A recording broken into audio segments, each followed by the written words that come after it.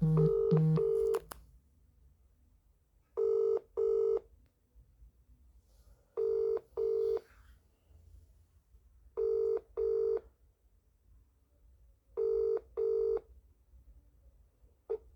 is the Vodafone voicemail service for 07769247196.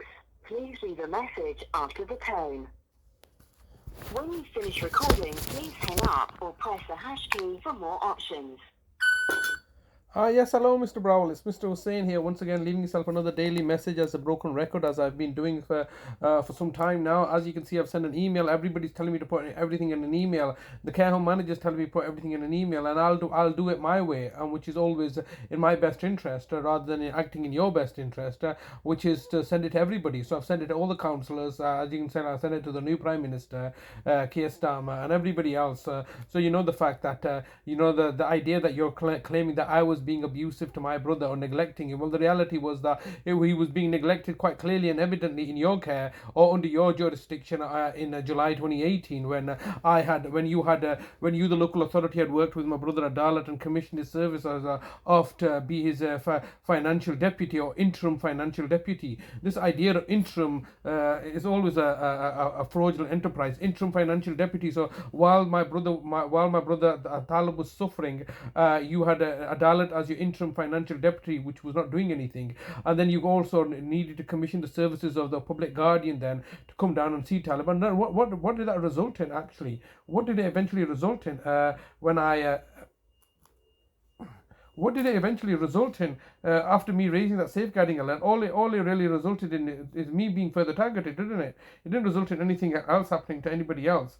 I was, as a result of me highlighting and the safeguarding issue to yourselves, I become the victim of your brutality and cruelty, where, within a couple of weeks' time, my brother's kidnapped from my care on the 3rd of August 2018. That was over 6 years ago. So I raised a safeguarding alert. You can see the terrible state that Talib was in. You obviously did not know what to do on how to resolve the situation, and you just allowed it to stay like that. And then you kidnapped my brother as a result of me raising the safeguarding concern. Well, at the same time, while you were collecting all the money from our trust fund to give to Adalat, so he could then give it all back to you, so you could be in charge of it. It's just a roundabout circle, isn't it? You want all the money and the control and the dominance, and yet you're quite happy to torture and victimize us brown people or Pakistanis or black people, because ultimately they're just cannon fodder for yourselves, aren't they? You can treat them as second-class citizens and do as you please with them, because nobody's any the wiser. And here we are, several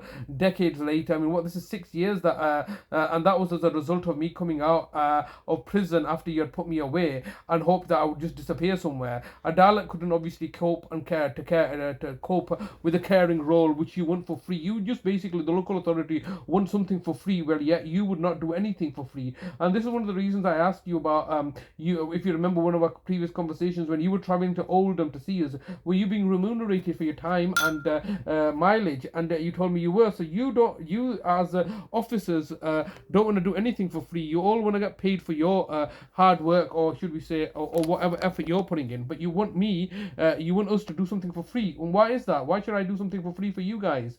Especially when you're targeting and victimizing me and degrading and humiliating me in this manner. It's now been over 334 days, the same time period that you had to torture and murder my mother and did not let me see her. Now you've got my brother in your custody, you won't let me see him, and you're now claiming the fact that his family regularly go to visit him. Who's his family exactly? Your privately commissioned proxy agents, Shaida, Shagufta, Adalat, Halda, they all work for you, don't they? They're all your proxy agents that you have got concocted and commissioned to achieve your bidding for your own benefit, so you can get your tick box exercise underway that Talib is receiving family members. He's not receiving contact from his family members. He's not receiving contact from me, is he? Or my sister. We are the greatest stakeholders in his welfare. There may be blood relation, estranged relatives that go to visit him under your instructions, but that's not his family, is it? And what is the definition of family? They don't invite us to their birthday or weddings or funerals, and they call us as family, is it? No, they're not his family. I'm his family. I was living as a living carer with him. I was caring for him. You didn't like that because I was charging you a lot of money for the privilege, and now you're looking to find ways to get out of that situation, and nothing's really resolving itself. All you're really doing is bringing more publicity to the situation. What did you think I was going to go quietly away? That you've resolved the situation by getting the judges and the police and all the public authorities to abuse their power and authority so that you can achieve your objective? Is that what your understanding was? It's only resulted in murdering people, and you're being more inculcated in such murders. But the problem remains is that obviously if the police and the judiciary and the Ministry of Justice have been perverted, then there is no recourse, is there?